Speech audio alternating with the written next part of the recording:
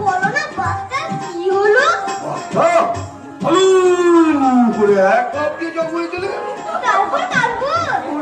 বাবা আমি আর তোর সাথে বকতে পারছি না। তারপরে কি হলো আমি আর জানি না। ওরে বাবাজি, আমাকে মায়ের কাছে নিয়ে চলো না। কেন কেন দাদু ভাই,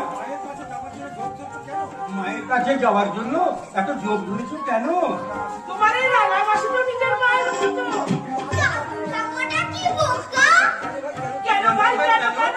তোমরা বুঝতে পারছো না? আমার মায়ের যে আমার রাগা মাসিকে খুব ভালো লেগেছে। আর এই তখন থেকে রাগা মাসি আমার বুকে ধরে আদর করছে। করবেই তো দাদু ভাই, করবেই তো।